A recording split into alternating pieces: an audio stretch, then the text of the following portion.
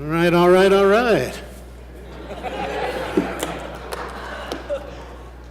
Well, thank you, Mr. Speaker. I don't need my remarks printed in the Journal, and you'll find out in a minute why. It takes a lot of people to do this job well. First, I would like to thank Kevin Cotter for winning the Speaker's race.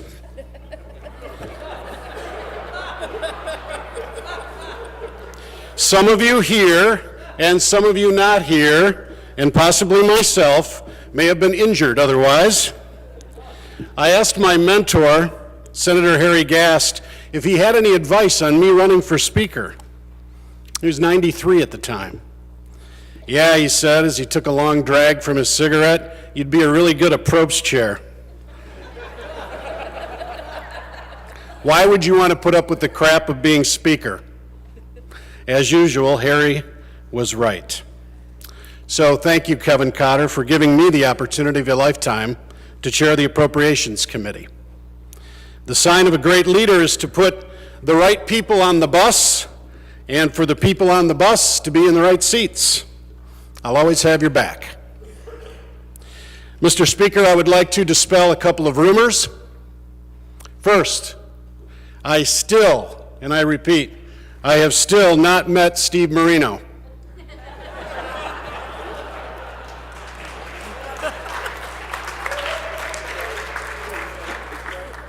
I'd like to meet Steve Marino someday. Perhaps behind a prominent Lansing nightclub.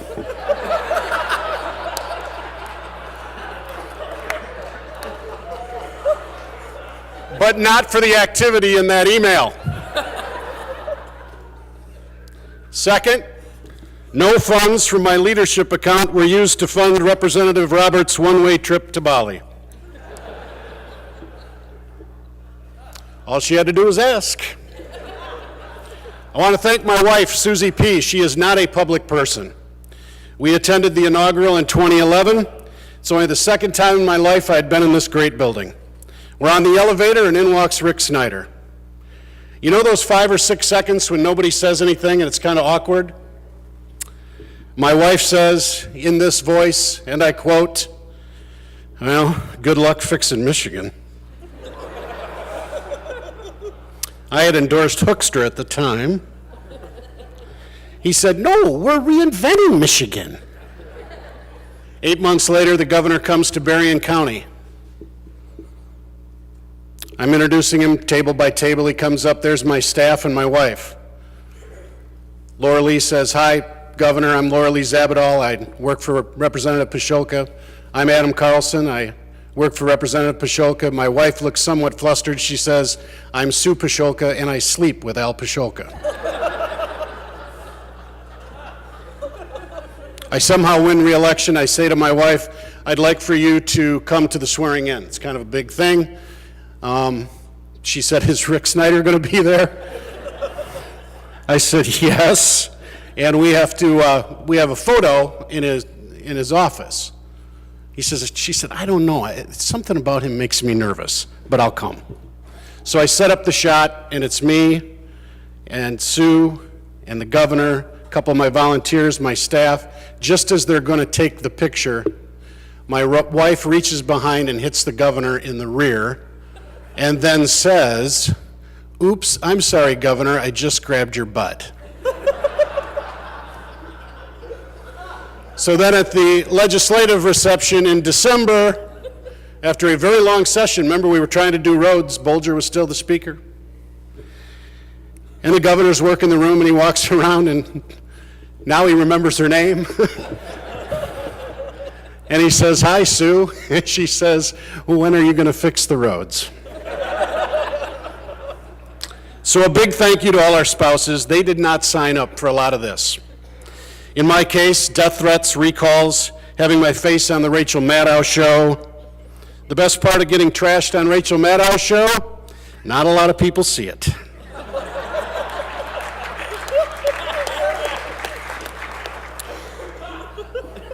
Again, a big thank you to the spouses, or in the case of Representatives Iden, Rep. Bumstead, and Senator Richardville, a big thank you to all the special people who come into your lives.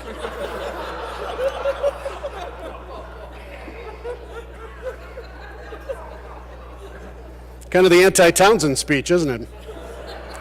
Many of us came here 11 because our kids couldn't get jobs. I was one of those.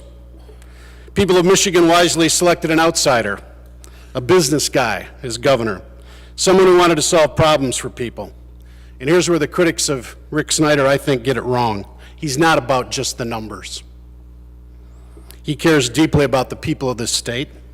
Each number represents a person or a family, or as he calls it, Michiganders. He's not a politician. I say good. He's about solutions to complex issues. I say good. 500,000 people are back to work. I say good. Our kids really don't have $20 billion in debt. I say good. No more Michigan business tax. I say good. No more reps sleeping on the floor. I say real good. Thank you, Governor Snyder, Lieutenant Governor Calley, for stepping forward and, yes, reinventing Michigan. Thank you to Dick Posthumus and Sally Durfee and Michelle Lang. It takes a lot of people to do this job well, like Siskel and Ebert up there. Clerks Brown and Randall. Gary, top of the morning. Unlike many of my colleagues, I am disappointed in Chief David Dixon. I had Santana in the second round by TKO over Nathan. I didn't know Chief Dixon could move so well for a big guy. Thank you, Chief, and all of our Redcoats for all that you do every day. I was going to say something nice about Alice Mansfield, and then it comes out last week that there are special oils and soaps in the women's room. And none for the men. Alice, where are you? That's profiling, and profiling is wrong. Takes a lot of people to do this job well. Want to thank Doom and Gloom, Marianne Cleary and Kyle Jen of the House Fiscal Agency. They know the GF number in 2030. They do those reports that put most people to sleep. Thank you to all the budget bunch, Senator Hildenbrand, Director Roberts, all their staffs, Josiah and Budget Becky, great job. The governor asked me what I thought about John Roberts one day. I said, I think he talks too fast. My first term, I did set a record. I got thrown out of Roger Kahn's office in 72 seconds. You see, Chuck Moss and I had went there for a meeting. And before we sat down, Chuck and Roger started fighting about a supplemental. As we sat down, Roger looked at me and Chuck and said, you and you, out. To which Chuck Moss replied, well, gee, Roger, Al and I haven't even had our coffee yet. Thank you to the J team, Jim Murray and Jim Kirsch. Okay, the real J team too. Jace, Jim, John. I told John Walsh at the beginning of the second term I wanted a capital office and a larger staff. He looked at me and said, you're the caucus chair, you don't get that. I said, well, Alumba promised me that. Takes a lot of people to do this job well. Ever notice the people who hate lobbyists the most? Get this. Do you ever notice the people who hate lobbyists the most like term limits the most? So they don't like lobbyists, but they love the law that's the Lobbyist Full Employment and Retention Act. Speaking of the Lobby Corps, we've all gotten this call. Yeah, Representative, this is Steve Young, Government Consultants. So I fudged a little bit on the beer and wine questionnaire one year. And I mentioned that I was open to the craft beer possibility on a couple of pieces of legislation, and I handed the questionnaire to my trusty staffer, Adam Carlson, and Adam said, don't worry, Al, they don't read this stuff. And I said, I think Steve Young will call within 3 hours. So 2 hours later, Steve Young's on the phone. He says, yo, Representative, listen, we love you, bro. We do. But A couple of these questions, I think I got to coach you up. I got to coach you up a little bit. So lots of people with the institutional knowledge make up the folks on the tiles. I don't have to mention them all, but there's Bill and Becky, Frank, Brez, Jim, the underrated John Lindley at PAA. GCSI is like a street gang. They all have nicknames. Hawkeye, Ziggy, Barbie, G.O., Chrissy. Like, you can show up in leather jackets. There's Adrian, Brett, Smalley. Sarah Hubbard, she always wants your ear, but she never wastes your time. Robert Lefevre, we have a lot more than Saginaw in common. If I don't mention Robert O'Meara, he'll probably cry in my office. Thank you, Robert. You'll do great things in this town. Christine Scherer, Dominic at Health Plans, Chris Mitchell, Dave Finkbeiner, all top-notch. Chris Kraft has forgotten more than many of us will ever know about this place. And if I was in a public policy fistfight, I would take Melissa Yutzi and Sandy Jones. They are relentless. The good lobbyists, my friends, will give you both sides of an issue. The bad ones will attack you on social media. I'm not going to mention individual members because I know I'm running out of time, but I do have a few highlights. I made the John Pro's Christmas card 3 years ago. You all know the card I'm talking about where it looks like the Kennedy clan and they're all dressed the same. I was a little thumbnail on the back. Senator Pros and I got to take a trip to ESPN, and we were at the Sports Center desk. John and I did not always agree on a vote. Our votes were not always the same, but he always had my back home. I won't forget that. I wasn't much of a traveler, but I got to go to Israel. It was a trip of a lifetime. The Bible comes to life. If you can ever go there, go. Singing at the Ida Christmas Fest with Pileski, Shirky, and Kurtz, and having several elderly women come up and say, gee, it's good to hear hymns again. Maybe the time of my life is having Ken Yonker drive a 48-foot RV across Michigan. Wow. On US 2 in Escanaba, he hit a couple of cones and denied it. Pileski then got out and showed the orange marks on the RV. Sister Lisa Lyons, this place is better because you served here. Believe that. Daniela Garcia, the same. Earl Pileski, the conscience of appropriations. The Blonde Tirage, led by Eric Nesbitt. Sam Singh, the Good Samaritan bill, my friend, is saving lives. You were right. At the risk of being thrown out of the Michigan Republican Party, I like Jim Ananick, Brandon Dillon. They served on some committees with me my freshman year. They are very smart guys. Tim Greimel, you were in a tough spot. I wish I had spent more time with Ray Franz, Rick Altman, and Ken Goike. Made some really good friends, Pagel, Verheulen, Affey, Shep. I got shoes from Mike McCready, and that is as weird as it sounds. I miss Pete Patalia. I miss him saying at leadership, I got a bill for that. I didn't know Julie Plawecki well, and that's my fault. But this place can be a lot like middle school at times, and we all get into our various cliques. Here is all you need to know about my vice chair, John Bumstead. A few weeks ago, Karen Patalia sent a group text, remembering the time this summer when the 6 of us were on Mackinac Island, and there was this huge moon lighting up the porch, and Pete and I were a little over-refreshed from scotch. He liked scotch. Within seconds, Bumstead sends me a note saying, we need to get to Presque Isle and visit Karen. Seconds. And so we did, the day before Halloween. John Bumstead has a heart as big as his, well, he has a big heart.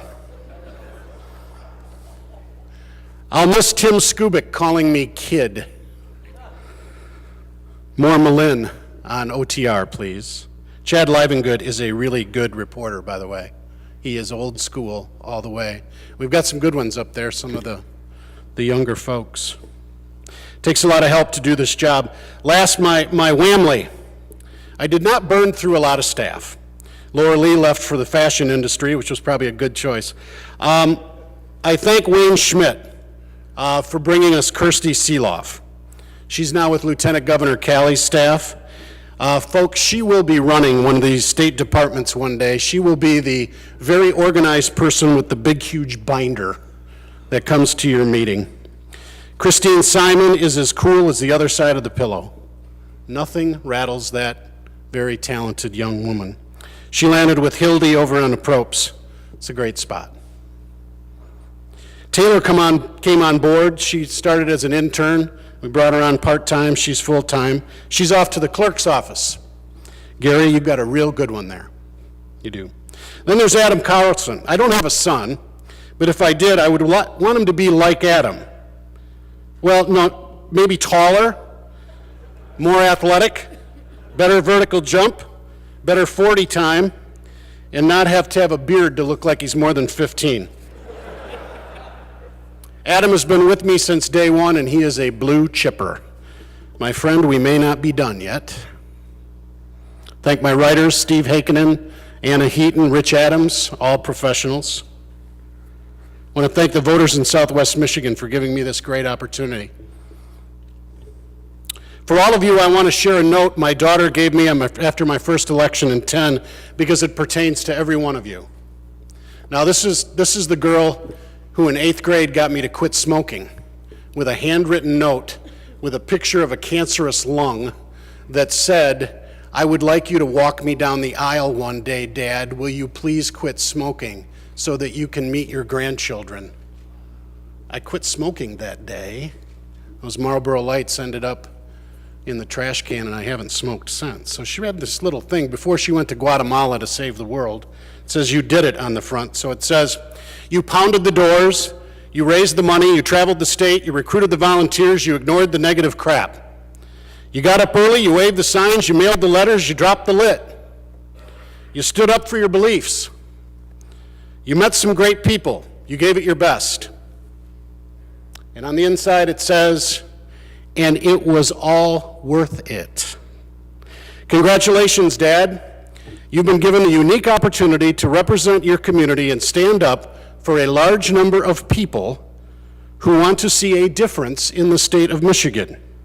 Here's your chance to have your voice heard. Make us proud. I love you. Congratulations on your big win. Love, Angela. To my friends on the far right and the far left, you're both wrong. Good public policy is made in the 80% of the people. And for the children of Michigan, you can grow up in a single-parent household where your father never pays a dime of child support. You don't see him for 40 years. You have to live in an attic at your grandparents' house for a while. Your mom has to go back to the community college to get a job. She gets cancer, survives. You're more interested in sports in high school and are a bit of an academic late bloomer, but you can become the first one in your family to go to a great school, Western Michigan University, and you can be the first in your family to graduate college. And you can overcome lots of stuff if you listen to your teachers and coaches. And you could end up here, working with some of the greatest people you will ever meet. Thanks, Mom. God bless you all. Row the boat. Go Broncos.